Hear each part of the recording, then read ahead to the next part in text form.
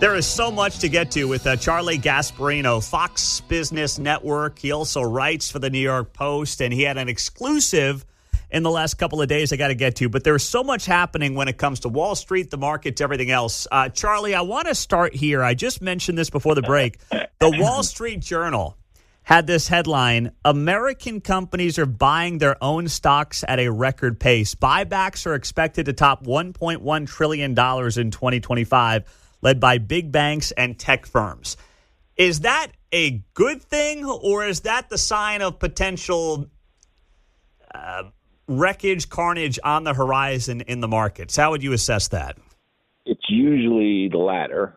Okay, now there's a lot of factors involved. I mean, shareholder pressure does come into play sometimes. You know, activist shareholders. I mean, you got to check the stocks. Do they have an activists demanding higher share price, and usually one way to keep them quiet is to do buybacks, particularly if you have a lot of cash on hand. I remember Carl Icahn got into it with Apple for a while, and Tim Cook had to do a buyback, right? He was going on TV saying, Apple's got, gazillions of dollars of cash on the balance sheet, which they did. Stock hasn't moved in the last year. They got to do something, including a buyback, and they did it. So remember, it's not. I don't want to sort of suggest that there's something deep and hidden here, but usually when companies, aside from these sort of activist plays, do this, that means they're worried. They're trying to keep the stock price up because there's a lot of uncertainty, and you can see why. I mean, there's a lot of uncertainty surrounding trade still. I mean, we don't know whether the big, beautiful bill with all the stimulus that's in it, including keeping corporate tax rates down, and there's sort of depreciation for plant and equipment. There's a lot of positive growth, business growth aspects to it. Whether that softens the blow from tariffs, because there will be a blowback from tariffs. It's got to be. So but we don't know how that equals. How does that come out in GDP and CPI and the numbers that ultimately matter. So when you don't know, sometimes you cut, right, just to plan for the future. Does this buyback story, does that give those mostly on the left who do not like lower corporate tax rates, does this give them some ammunition to say, boy, all these guys are doing is buying back their own stock. They're not even investing in the American people, the American worker, and their own product. They're just buying back stock. Does that give them some ammunition here? Yeah, and it'll be the same conversation we've had for like 50 years of this stuff. I trust me. I've been there before and listened to Elizabeth Lawrence talk about stock buybacks, and most people's eyes glaze over because Americans own stock in companies, right? Yep. They own, they have 401ks and they have, pension plans. So it's like, there is, they don't have, most Americans don't have a lot of money in those plans, but the bottom line is if you're telling me those plans, your 401k, which I think the average 401k is something like $136,000. Not a lot, right? But, it's there. The medium, right in the middle, I think that's what they say, the medium is in the middle, is about 50,000. So it's not tremendous amounts of wealth here, or it's not tremendous. It doesn't affect individuals tremendously, but it's still something. So Americans look at this and saying, oh, well, they're keeping my stock price up. My 401k might go up. That's a good thing. So that's why we keep talking about it, but nothing ever happens. That's a good point. All right. Now, speaking of tariffs and big companies, NVIDIA and AMD agreed to give the U.S. government 15% of the revenues from chip sales in China. What is this? I mean, is this like a one-off side deal to try to get around tariffs in the short term with the administration? What is going on here, Charlie Gasparino? Yeah. Now, granted, just so you know, I'm on vacation, right? Oh, so my goodness. We bothered you on vacation. You thank you for doing this. Yeah, and that doesn't mean I'm not kicking myself in the rear end for not getting that story. That's a good story, big story. But if you ask me from a public policy standpoint, to me, it's I haven't got my hand around it. But think about it this way: we consider China a global adversary, right? And there's no doubt about that. Our trade war is largely, even though it's haphazard and it goes after everybody, largely focused at China. We're allowing where we have a real strategic advantage on China is our U.S. companies produce chips, advanced chips that are instrumental in AI. We're gonna, and they make gazillions of dollars, selling these things. I mean, look at NVIDIA stock, look at AMD stock, for the last couple of years, and you'll know why. So we're going to allow them for 15% or whatever. We're going to allow them to sell to the country that wants to take us out. I mean, to me, that it sounds so pathetic. But then again, I don't have total information. I know what I read.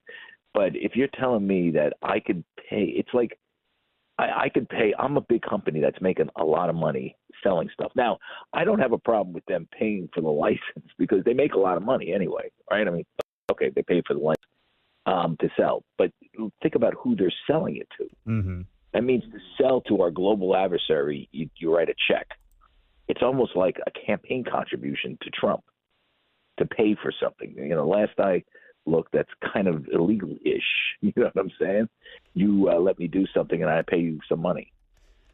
Theoretically, this is going into the Treasury, right? So it should lower the budget deficit by something. That's a good thing. But again, it rubs me the wrong way that you could sell to our advertisers just by writing a check. And these companies make so much money, they have the money to write it. Well, either China's an enemy or they're not, right? I think we got to figure that out. I mean, this is the problem with the Trump trade policy. He goes after the whole world. The whole world isn't our enemy. As much as you can't stand Canada and the lefty that runs it, or Mexico and the cartels. There's ways of dealing with those types of countries that are intransigent on issues. I mean, I think it's a good thing. Like we could get the U.S. military involved against the cartels. I mean, what's wrong with that, right? I mean, they're sitting there, we're paying them. This is an existential threat to our national security. Bingo, use it. That's a good thing that Trump's doing. Canada, if you allow fentanyl to cross our borders, we're going to have some issues with you, and we'll deal with that. But when you go after the whole world and you don't isolate China, then you have to do stuff like this. Then you kind of need China for certain things, because we're actually going after the whole world. So we need to cut them a break on certain issues because we haven't effectively isolated them. And that's what scares me about this whole trade thing. It's literally the weak underbelly of Trump's presidency.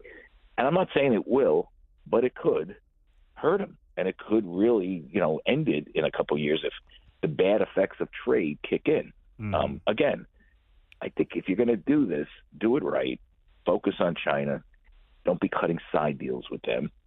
And then let's move on. I mean, you can see this with the TikTok negotiations, even though this is, we all laugh. TikTok is, this stupid app that people dance around on. But if you really believe TikTok is an existential threat, that it steals information, that it's polluting the minds of American kids, why are we having this conversation to keep it alive through some sort of, by buying it? Why don't you just kill it, take it off the app stores, and if they want to sell it to the U.S., then they can. That's a good point. It doesn't. I don't understand this trade stuff. It's very haphazard, and you're playing with fire when you deal with this so stuff, because you just don't know how businesses are going to react, because they don't know what the policy is, and they don't know how it's going to turn out.